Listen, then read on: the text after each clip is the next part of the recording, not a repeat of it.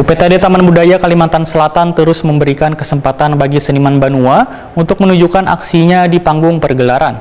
Kali ini melalui rangkaian Karasminan Banua Seribu Sungai, Sanggar Idaman Banjarbaru pun menampilkan tari Nyalinung Sesameh yang menggambarkan keberagaman suku wan budaya yang tetap terjaga persatuan wan kesatuannya di Banjarbaru pada malam Sabtu 29 Oktober 2021.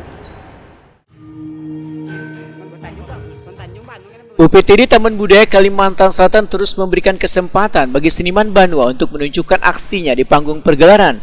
Kali ini melalui rangkaian Karasminan Banua Seribu Sungai, Sanggar Idaman Banjarbaru menampilkan tari Nyalinung Sesameh yang menggambarkan keberagaman suku wan budaya di Banjarbaru agar tetap terjaga persatuan wan kesatuannya di Gedung Balai Rungsari Taman Budaya Kalimantan Selatan Jalan Hasan Basri, Kayutangi, Banjarmasin Utara malam Sabtu 29 Oktober 2021. Penampilan rangkaian Karasminan Banua Seribu Sungai ini bisa disaksikan secara virtual di akun YouTube Taman Budaya Kalimantan Selatan.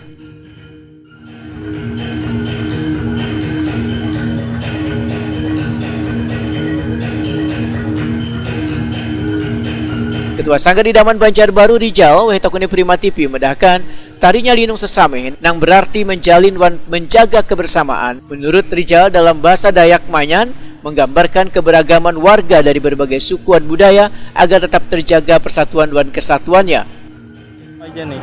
Kalau ragam geraknya itu dari perpaduan sebenarnya, dari ada Dayaknya Dayak kita masukkan unsur Dayak Kalteng juga.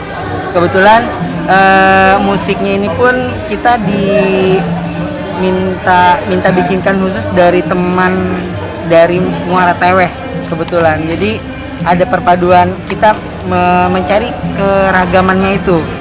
Jadi ada gerakannya percampuran dari Dayak Banjar, kemudian musiknya dari Dayak Muara Teweh gitu. Oke. Bang, ada harapan lah Bang, karena kan heterogen sekali Banjarbaru ini. Iya. Mungkin ada harapan dengan hadirnya tarian ini dengan masyarakat sana nantinya. Harapannya kami agar persatuan dan kebersamaan itu selalu terjaga. Rijal menambahkan, tarian yang terinspirasi dari kegiatan sehari-hari ini akan diajarkan kepada generasi muda, khususnya kekanakan agar kedepannya bisa menjalin kebersamaan. Inspirasinya itu dari kegiatan seharian.